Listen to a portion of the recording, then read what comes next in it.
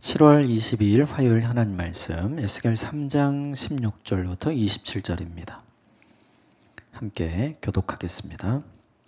7일 후에 여호와의 말씀이 내게 임하여 이르시되 인자야 내가 너를 이스라엘 족속의 파수꾼으로 세웠으니 너는 내 입의 말을 듣고 나를 대신하여 그들을 깨우치라. 가령 내가 악인에게 말하기를 너는 꼭 죽으리라 할 때 내가 깨우치지 아니하거나 말로 악인에게 일러서 그 악한 길을 떠나 생명을 구원하게 하지 아니하면 그 악인은 그의 죄악 중에서 죽으려니와 내가 그의 핏값을 내 손에서 찾을 것이고 내가 악인을 깨우치되 그가 그의 악한 마음과 악한 행위에서 돌이키지 아니하면 그는 그의 죄악 중에서 죽으려니와 너는 내 생명을 보존하리라. 또 의인이 그의 공의에서 돌이켜 악을 행할 때에는 이미 행한 그 공의는 기억할 바 아니라 내가 그 앞에 거치는 것을 두면 그가 죽을지니 이는 내가 그를 깨우치지 않음이니라. 그는 그의 죄 중에서 죽으려니와 그의 핏값은 내가 내 손에서 찾으리라. 그러나 내가 그 의인을 깨우쳐 범죄하지 아니하게 함은 그가 범죄하지 아니하면 정령 살리니 이는 깨우침을 받음이며 너도 내 영혼을 보존하리라. 여호와께서 권능으로 거기에 내게 임하시고 또 내게 이르시되 일어나 들로 나아가라. 내가 거기서 너와 말을 하리라 하시기로 일어나 내가 들로 나아가리. 여호와의 영광이 거기에 머물렀는데 내가 전에 그발 강가에서 보던 영광과 같은지라. 내가 곧 엎드리니 주의 영이 내게 임하사 나를 일으켜 내 발로 세우시고 내게 말씀하여 이르시되 넌 가서 네 집에 들어가 문을 닫으라. 인자야 보라 무리가 내 위에 줄을 놓아 너를 동여매리니 내가 그들 가운데 나오지 못할 것이라. 내가 내 혀를 내 입천장에 붙게 하여 내가 말 못하는 자가 되어 그들을 꾸짖는 자가 되지 못하게 하리니 그들은 패역한 족속임이니라. 그러나 내가 너와 말할 때 내 입을 열리니 너는 그들에게 이르기를 주 여호와의 말씀이 이러하시다 하라. 들을 자는 들을 것이요 듣기 싫은 자는 듣지 아니하리니 그들은 반역하는 족속임이라. 아멘. 이것 하나님의 말씀입니다. 어제 본문에 하나님께서 에스겔을 사역자로 세우시죠. 말씀의 두루마기를 먹어라. 여러 가지 고민되는 일이 많았죠. 근데 성령의 충만하심, 하나님의 권능을 임하게 해주심으로 네 힘으로 하는 게 아니라 내 힘으로 하는 거야. 주님께서 이렇게 위로해 주시죠. 근데 고민이 많이 됐어요. 그 순간에 성령의 충만함을 받고 세우심을 입을 때에는 그렇게 해야 되겠다 라는 생각이 들었지만 그 순간이 지나고 일상으로 돌아오니까 생각이 좀 달라진 거죠. 우리도 그런 때가 되게 많아요. 예배를 드리거나 수련회를 가거나 아울렛을 가서 그때 내게 주신 은혜가 굉장히 크면 우리가 이렇게도 하고 이렇게도 하고 이렇게도 하고 하나님 제게 말씀하신 대로 깨닫게 하신 대로 우리가 이렇게 살겠습니다 라고 하지만 그게 다 지나서 우리가 일상의 자리로 딱 돌아가면 돌아간 때부터 우리는 다시 고민하고 걱정하죠. 왜냐하면 현실이 내가 그렇게 하기에 너무 힘든 현실인 거예요. 그래서 그때 뭐 하냐면 시간을 보내요. 흔히 우리들 하는 말로 시간을 죽인다 이제 이런 표현을 쓰잖아요. 근데 에스겔도 똑같았어요. 어제 본문 제일 마지막과 오늘 본문 16절에 보면 이렇게 나옵니다. 16절 같이 읽읍시다. 시작. 7일 후에 여호와의 말씀이 내게 임하여 이르시되 거기 7일 후에 7일 동안 아무것도 안 한 거예요. 하나님이 나를 불러주시고 선택하시고 성령의 충만함을 더해주셨을 때는 해야 되겠다고 생각을 했는데 그 순간이 지나고 일상의 시간으로 돌아오자 겁이 난 거죠. 어제 본문에 하나님께서 두려워하지 말고 무서워하지 말라 그랬잖아요. 그런데 겁이 되게 많이 난 거예요. 부르심도 확실했고 그리고 성령의 충만함 가운데 확인도 했어요. 그리고 무엇을 해야 되는지도 알았고 누구한테 가야 되는지도 알았어요. 굉장히 구체적으로 이야기하셨으니까요. 근데 막상 하려고 하니까 엄두가 안 나는 거죠. 과연 내가 이걸 해야 되나? 내가 뭔데 이걸 해야 되나? 아무도 하나님께서 나를 부르신 거 몰라요. 근데 내가 이걸 해야 하는 거죠.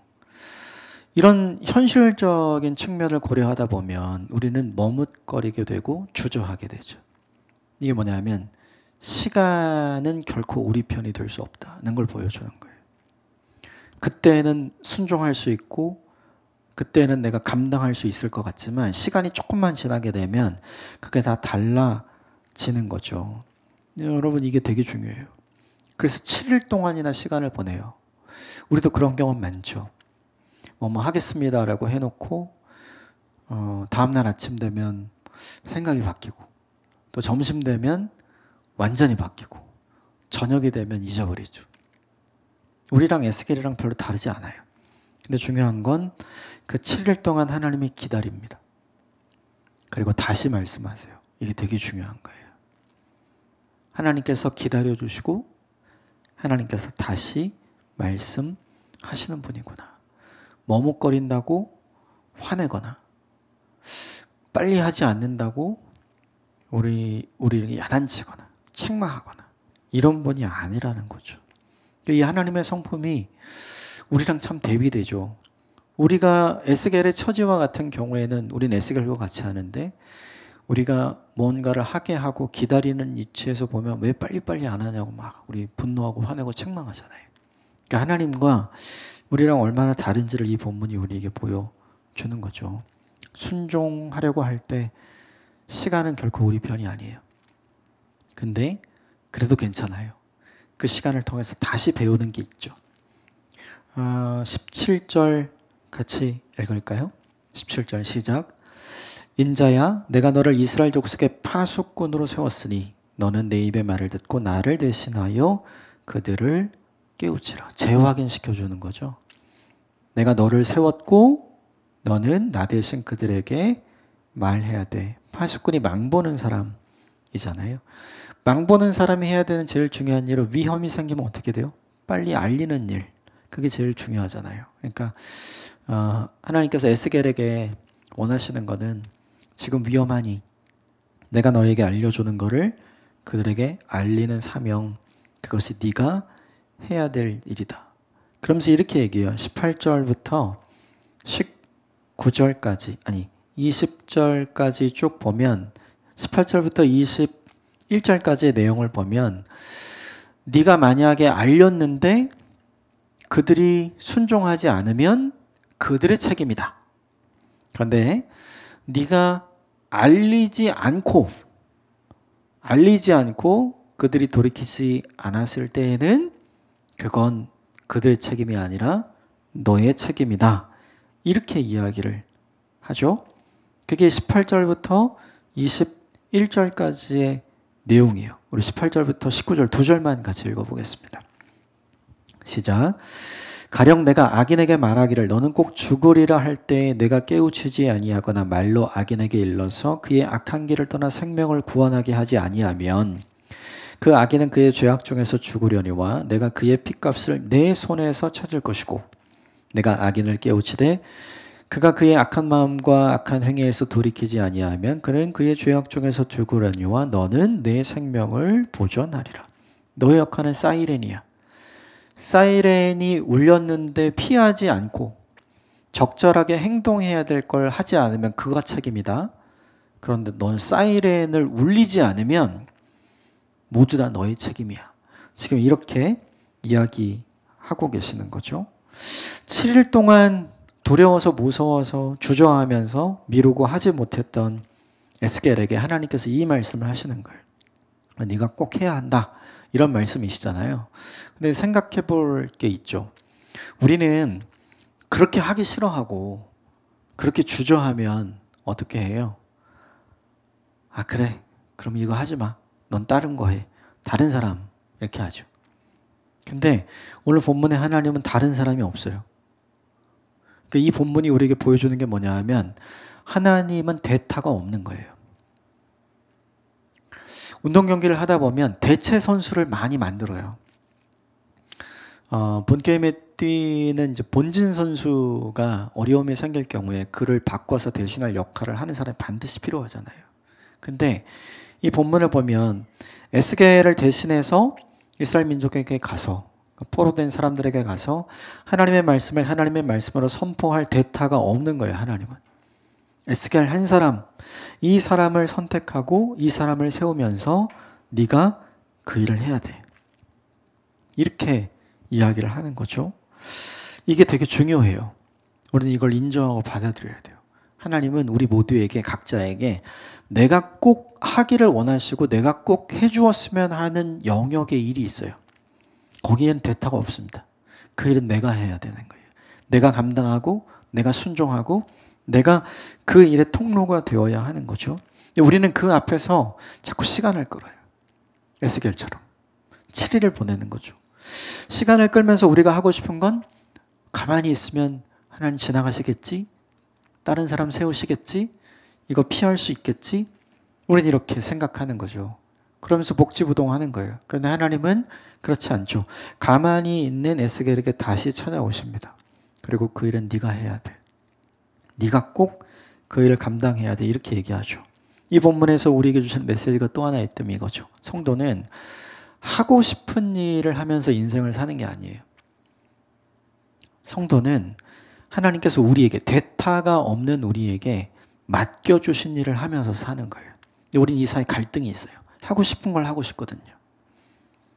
중요한 건 내가 하고 싶은 게 내게 맡겨주신 건 너무 좋죠.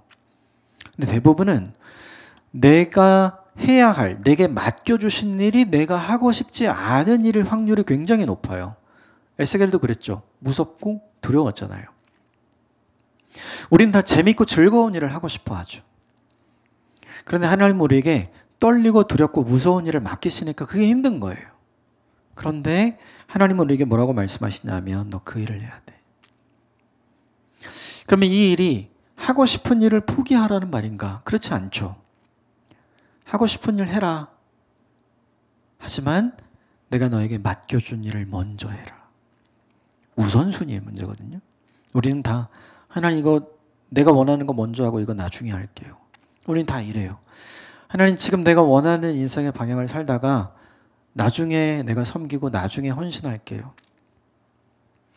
하나님 지금 나한테 제일 중요한 때니까 이 시간에 내가 이런저런 일로 하나님께 봉사하고 사람들을 섬기는 것보다 그거 다 하고 할게요.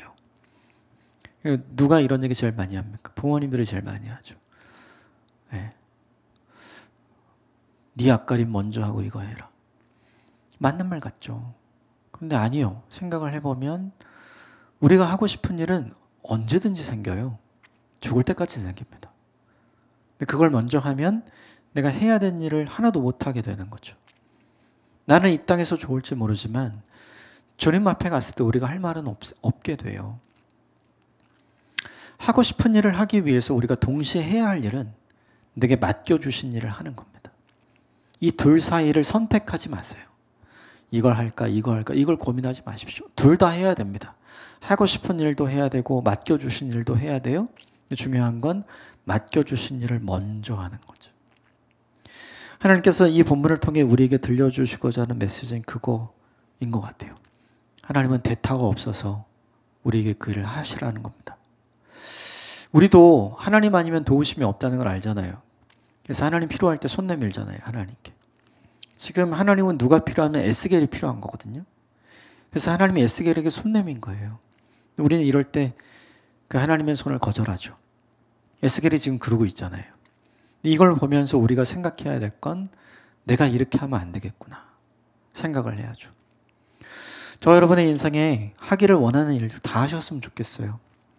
그러나 똑같이 하나님이 저와 여러분에게 맡겨주신 일도 다 감당했으면 좋겠습니다. 중요한 건 둘 사이 우선순위는 항상 후자에 있다는 거예요. 하나님께서 나를 믿고 나를 세워주셔서 대타 없이 나에게 맡겨주신 그 일을 잘 감당하면서 내가 원하는 일도 내가 바라는 일도 내가 꿈꾸는 일도 함께하는 저와 여러분이 되시기를 주님의 이름으로 축복합니다. 하나님께서 두려움과 무서움 가운데 있어서 움직이지 않는 에스겔에게 좀 더 필요한 확증 같은 거를 하나님께서 이 본문에서 주십니다. 이 본문을 보면 너 이제 집에 들어가서 문을 닫고 있어라. 너 이제부터 네 마음대로 말을 못하게 될 거야. 내가 너를 통해서 사람들에게 들려주고자 하는 그 말이 있을 때에만 너가 말을 할 수 있을 거야. 이렇게 이 본문 22절부터 27절까지 쭉 이야기를 하죠. 27절 말씀만 같이 읽읍시다.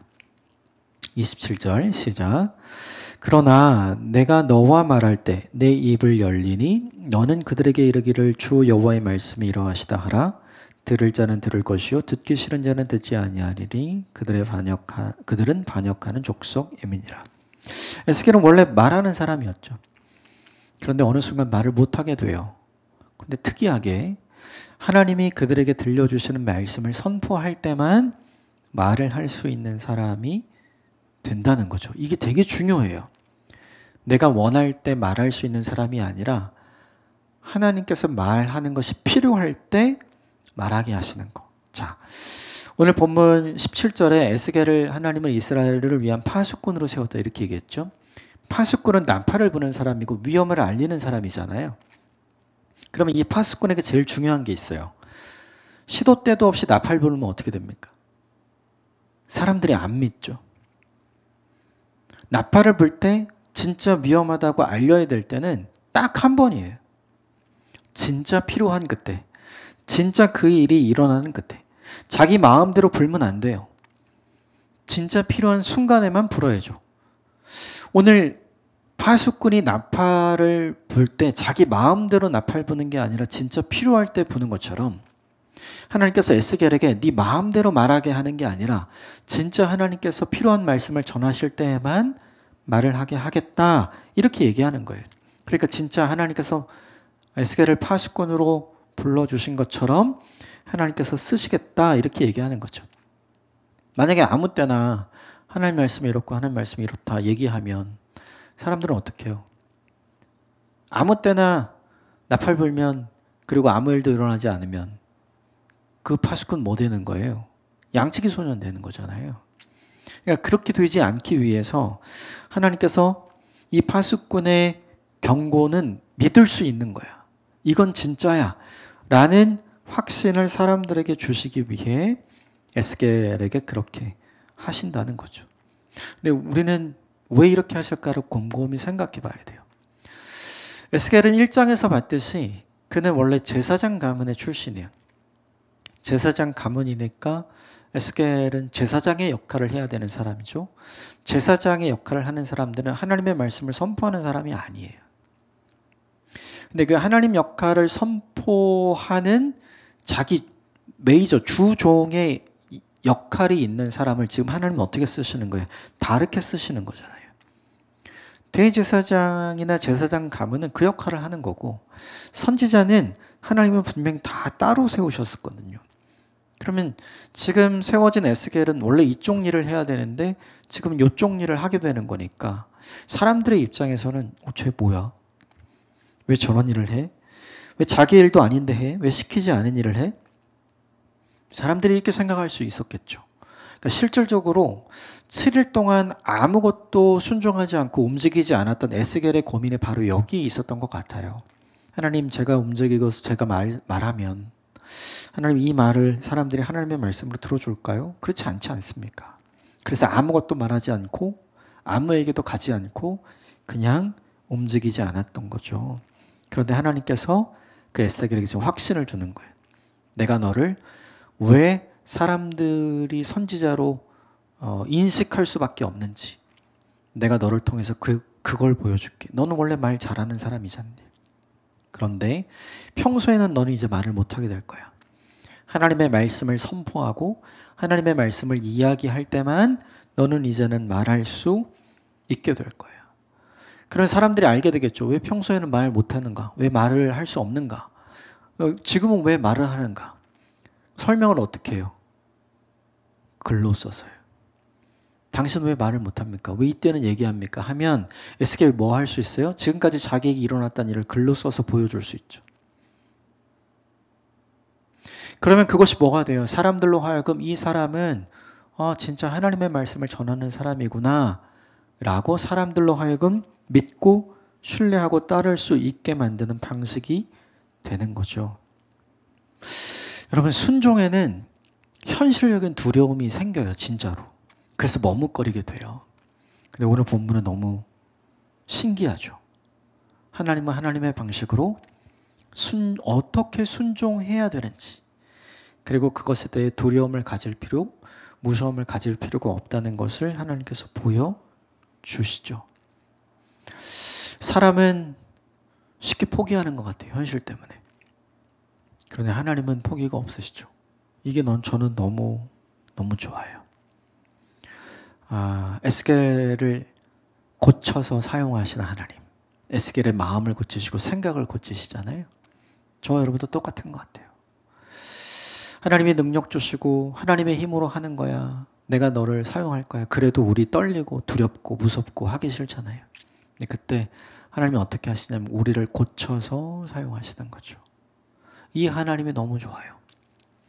이 하나님의 마음을 깊이 경험하는 오늘 하루가 되시기를 주님의 이름으로 축복합니다. 현실적인 두려움과 무서움이 우리에게 있습니다. 그런데 그것을 극복할 만한 놀라운 은혜를 우리에게 허락하시는 하나님이 계십니다. 그 하나님과 함께 주님이 맡겨주신 그 일을 기쁘게 감당하는 저와 여러분이 되시기를 주님의 이름으로 축복합니다. 함께 기도하겠습니다.